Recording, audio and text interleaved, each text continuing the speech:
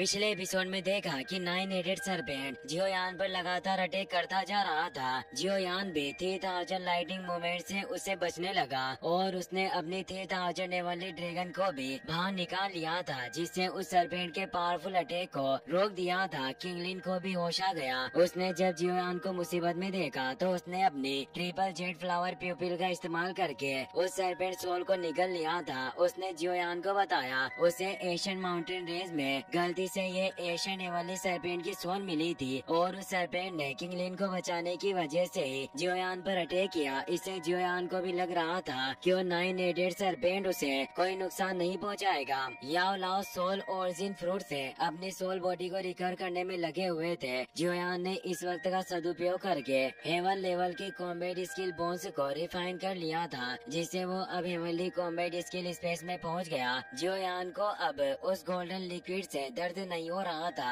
वो उस पूरी जगह को देखकर हैरान हुआ। सोचता है कि यह जगह जरूर उस हेवनली लेवल के कॉम्बैट स्किल में छिपी हुई एक मेमोरी स्पेस होगी। सामने एक तेज गोल्डन एनर्जी रिलीज हो रही थी। जियोयान उस तरफ बढ़ने लगता है। वो एनर्जी इतनी ज्यादा थी कि जियोयान उसकी तरफ देख भी नहीं पा रहा था। वो एनर्जी अब उस पावरफुल डूशेंग जाओ हुआ में बदल जाती है। जियोयान ने देखकर अक्का बक्का रह गया, क्योंकि वही फाइट संत थे जिससे उसने प्राचीन खंडरों में लड़ाई लड़ी थी। पर वो सोचता है कि ये उस फाइट संत के द्वारा छोड़ी गई एक छोटी सी मेमोरी होगी, इसीलिए मुझे इनसे कोई खतरा नहीं। और उन्हें रेस्पेक्ट देकर कहता है, सीनियर, मेरा इरादा आपको परेशान करने का बिल्कुल भी नहीं था। मुझे उम्मीद है कि सीनियर आप मेरे खिलाफ एक्शन नहीं लेंगे। फाइट संत कहते हैं कि मेरे द्वारा क्रिएट किया गया ये ग्रेट हेवनली क्रिएशन पाम एक हेवन लेवल की कॉम्बैट स्किल है और इसे मैंने अपने जीवन भर के प्रयास से बहुत मुश्किल से बनाया है। मैंने 100 फैमिली की फाइटिंग स्किल को मिलाकर हेवन पाम टेक्निक के रूप में बदला है, इसीलिए तुम इस क्रिएशन के कॉन्सेप्ट पर ध्यान देकर ही इस स्किल को सीख सकते हो और एक पावरफुल पाम अटैक को क्रिएट कर पाओगे, जिससे तुम्हारे पास हेवन को भी क्रैक करने की क्षमता होगी। यानी तुम इस ताकत से किसी भी चीज को तोड़ सकते हो। पर बड़े अफसोस की बात है कि मेरे पास कोई भी डिसिपल नहीं था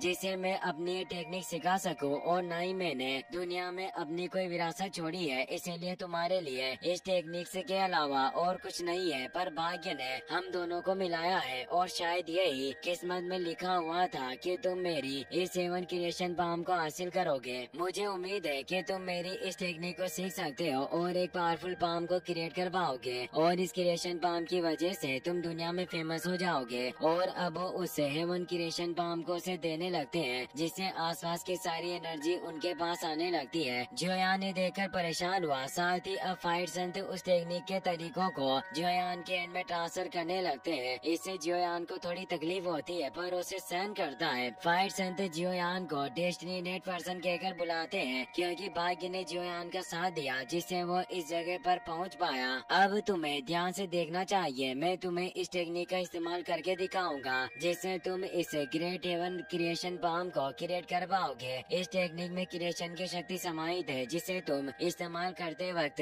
महसूस कर सकते हो। उस टेक्निक को एक्टिवेट करने से वहाँ 2 जायंट हैंड बाहर आते हैं और डेवोरिंग पावर के साथ एक पावरफुल ब्लैक होल क्रिएट होता है, जिसमें सभी पहाड़ों और नदियों को नष्ट करने की शक्ति थी। जियोयान इसे गहराई से समझ रहा था। वो बताते हैं कि तीनों हाथ से ये क्रिएशन पाम क्रिएट होता है, इसलिए एक हाथ में सभी चीजों को नष्ट करने की शक्ति होती है और दूसरे हाथ से उन नष्ट की गई चीजों को स्थानांतरित किया जा सकता है। उस डेवोरिंग पावर से जियोयान को काफी प्रॉब्लम हो रही थी, और तीसरे पाम से सन एंड मून को रिवर्स किया जा सकता है। और अब तीसरे पाम के अटैक से वो डेवोरिंग बॉल नीचे जाकर टकराती है, जिससे काफी पावरफुल विस्फोट होता है और सब कुछ बर्बाद हो जाता है। इससे निकलती हुई एनर्जी काफी ज्यादा भयानक थी और यह स्काई वॉइड क्रिएट हो गया। जियोयान ये देखकर चौंक गया। फाइट संत कहते हैं कि डेस्टिनेटेड पर्सन, तुम मेरा नाम याद रखना, मैं संत ऑफ क्रिएशन हूँ। जियोयान रेस्पेक्ट देकर बोलता है कि सीनियर, आपका नाम मेरे हार्ट के अंदर हमेशा जिंदा रहेगा और मैं इस हेवनली टियर की कॉम्बैट टेक्निक को पूरी दुनिया में फेमस करूंगा। फाइट संत इससे खुश होते हैं और अब उनकी सोल रेमनेंट वहाँ से गायब हो जाता है। जियोयान खुश होता है और वो सोचता है कि संत ऑफ क्रिएशन से अगर मुझे हेवन लेवल की हेवन क्रिएशन पाम टेक्निक नहीं मिलती तो ऐसी टेक्निक को बनाना हेवन तक चढ़ने से भी काफी मुश्किल होता। और अब मैं संत ऑफ क्रिएशन की इस स्पिरिचुअल विरासत के साथ पावरफुल दुश्मनों को भी खत्म कर सकता हूँ। अगली बार जब मेरा उस ओल्ड गोस्ट जाय जिंग से सामना होगा होगा तो मैं निश्चित रूप से मेरा ये ग्रेट एवन क्रिएशन पाम तुम्हारी जिंदगी को नष्ट कर देगा। तभी मेन होल में से तेज एनर्जी रिलीज होने लगती है। जियोयान समझ जाता है कि याओ लाओ ने अपनी सोल को पूरी तरीके से रिकवर कर लिया है, इससे वो भी वहाँ जाने के लिए निकल जाता है। मेन हॉल में फेंग जियान, लिटिल फेई डॉक्टर, एल्डर तियानुओ और किंगलिन पहले से ही मौजूद होते हैं जो याओ लाओ के जागने की प्रतीक्षा कर रहे थे। जियोयान वहाँ जाता है, याओ लाओ भी अपनी आंखें खोल लेते हैं। जियोयान उनसे पूछता है कि अब आप कैसा फील कर रहे हो। याओ लाओ उसके पास आ जाते हैं। वो बताते हैं कि मेरी ओरिजिनल सोल एनर्जी पूरी तरीके से बढ़ चुकी है। जियोयान कहता है कि अगर ऐसी बात है तो मैं अभी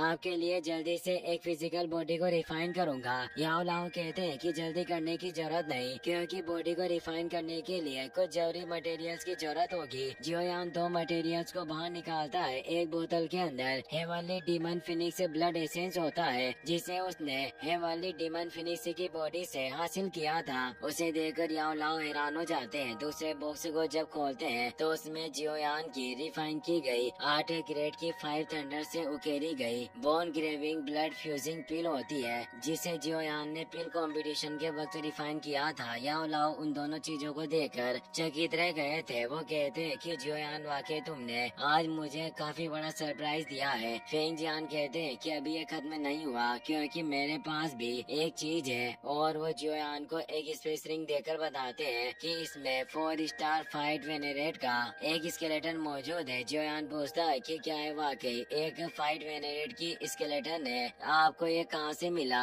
फेंग जियान बताते हैं कि मेरा एक डीमन कल्टिवेटर से सामना हुआ था। मैंने उससे लड़ाई लड़ी जिससे वो बहुत घायल हो गया था। वो अपने जीवन के अंत पर था। उसका इस दुनिया में कोई नहीं था और वो अकेला जीवन व्यतीत कर रहा था। उसे डर था कि उसके मरने के बाद उसकी बॉडी को जानवर नोच नोच कर खा जाएंगे, इसीलिए मैं उसकी बॉडी को अपने साथ ले आया। एल्डर तियानो कहते हैं कि वाकई आपने उस आदमी पर बहुत बड़ा उपकार किया। जियोयान उस रिंग को ले लेता है और फेंग जियान को थेस कहता है उसके पास सभी वो चीजें थी जिससे वो मास्टर के लिए फिजिकल बॉडी को रिफाइन कर सकता था। वो अपने पास मौजूद फाइट संत के कंकाल का हाथ बाहर निकाल कर दिखाता है जो तेजी से ग्लो कर रहा था। सभी चौंक जाते हैं कि जियोयान के पास फाइट संत की बॉडी का एक हिस्सा था। जियोयान बताता है कि इस फाइट संत के आर्म के अंदर फाइट संत की ब्लड एसेंस और एनर्जी समाहित है, इसीलिए मैं इस एंड को भी मास्टर की फिजिकल बॉडी के साथ मिला दूंगा, जिससे इनकी पावर काफी बढ़ जाएगी। फेंग जियान फाइट संत आर्म को देखकर चौंक गए थे। वो याओ लाओ से कहते हैं कि भाई इस फाइट संत आर्म के साथ मुझे पूरा यकीन है कि पूरी तरीके से तुम अपनी फिजिकल बॉडी के साथ मिलने पर तुम्हारी ताकत निश्चित रूप से काफी बढ़ जाएगी। याओ लाओ खुश होते हैं। फेंग जियान कहते हैं कि तुम्हें अब देर नहीं करनी चाहिए। जियोयान तुम मीटेओराइट टावर पर जाओ और याओ लाओ की बॉडी को रिफाइन करो, वो एक परफेक्ट जगह है। जियोयान उन सभी चीजों को लेकर अपने साथियों के साथ फालिंग मीटेओराइट टावर पर आ गया। जियोयान ने उस फाइट वेनेरेट के स्केलेटन को सेंटर में रख दिया। जियोयान कहता है कि इस फिजिकल बॉडी को रिफाइन कर मास्टर के साथ मर्जिंग के प्रोसेस में काफी समय लगने वाला है, और अपने सभी दोस्तों से कहता है कि इस वक्त के लिए मुझे तुम सभी को परेशान करना होगा, क्योंकि मैं नहीं चाहता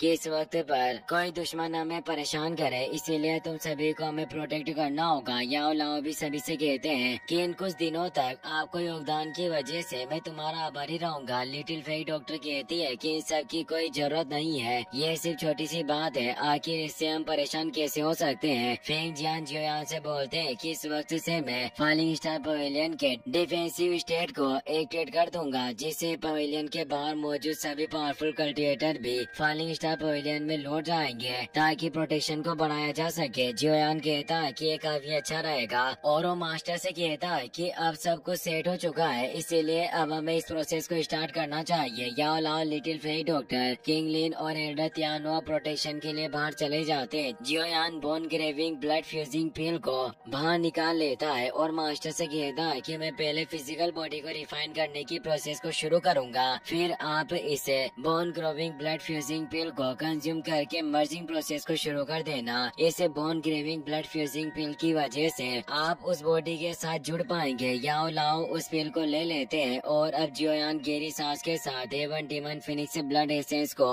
बाहर निकाल लेता है और एक गहरी सांस के साथ उस एसेंस को उस फाइट वेनेरेट स्केलेटन में मिलाकर उसे रिफाइन करने लग जाता है। वो उस फिजिकली बॉडी की गुणवत्ता तीव्रता बढ़ाने लगता है और अपनी हेवनली फ्लेम का इस्तेमाल करता है। उस 3000 लोटस हार्ट फ्लेम की वजह से फिजिकल बॉडी में तेजी से बदलाव आना शुरू हो जाते हैं। याओ लाओ ये देखकर सोचते हैं कि यह सालों से काफी कठिनाइयों को झेलकर काफी बड़ा हो गया है, जो इसकी सभी स्किल मेरे बराबर हो चुकी है। इतना पावरफुल होने के लिए इसने जी तोड़ मेहनत की और कई जोखिम उठाए। मैं जानता हूँ कि इससे इसकी बॉडी में काफी नुकसान हुआ होगा, पर फिर भी इसने कभी पीछे मुड़कर नहीं देखा। जियोयान मुस्कुरा रहा था। वो अब उस फाइट संध के आर्म को भी उस फिजिकल बॉडी के साथ मिलाने लग जाता है, जिससे फिजिकल बॉडी की क्वालिटी काफी ज्यादा बढ़ने लगती है और पूरी बॉडी पर फाइट संध के मार्क उभर आए थे। जियोयान मास्टर से कहता है कि अब वक्त आ गया है कि आप इस फिजिकल बॉडी के साथ अपनी मर्जिंग प्रोसेस को स्टार्ट करें। याओ लाओ उस बोन क्रेविंग ब्लड फ्यूजिंग पिल को निगल लेते हैं और उस फिजिकल बॉडी के पास जाते हैं और उस बॉडी के साथ मर्ज होने के लिए उसमें मिलने लगते हैं। याओ लाओ को इससे पुरानी बातें याद आने लगती है, जब उसके ही डिसिपल हान फेंग ने फ्लेम मंत्री की वजह से उसे मार डाला, जबकि उन्होंने उसे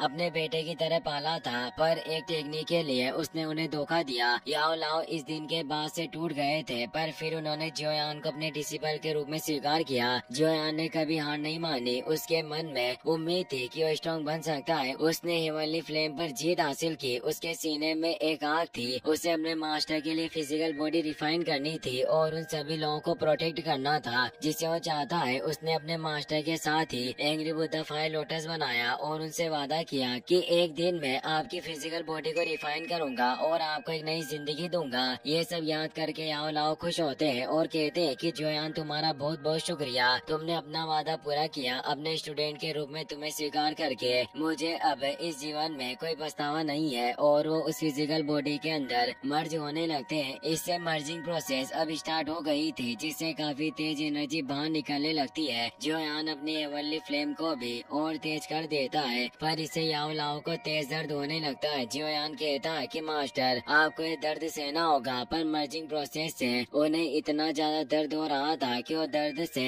चिल्लाने लगते हैं। जियोयान इससे परेशान होता है। याओ लाओ कहते हैं कि तुम चिंता मत करो, इस तरह का दर्द मैंने बोन चिलिंग हेवनली फ्लेम को हासिल करते वक्त सहा था, उससे ये दर्द मुझे काफी कम लग रहा है। मैं इस दर्द को सहन कर सकता हूँ। तो जियोयान भी इस प्रोसेस को कंटिन्यू रखता है। याओ लाओ भी पूरी हिम्मत रखते हैं और उस दर्द को सहन करते रहते हैं। जियोयान मास्टर को इस परेशानी में देखकर वो दुखी हो जाता है। अब एक काफी तेज एनर्जी रिलीज होती है, जिससे जियोयान दूर हो जाता है। याओ लाओ की सोल अब उस फिजिकल बॉडी के साथ मर्ज होने लग गई थी। जियोयान कहता है कि मास्टर ये फाइनल फ्यूजन है, अब आपको खुद पर ही भरोसा रखकर इससे गुजरना होगा। याओ लाओ के पास जल्दी अपनी एक फिजिकल बॉडी होगी, पर होलो सोल्स का खतरा अब उनकी तरफ बढ़ रहा था। इसी के साथ ये एपिसोड यहीं पर खत्म हो जाता है।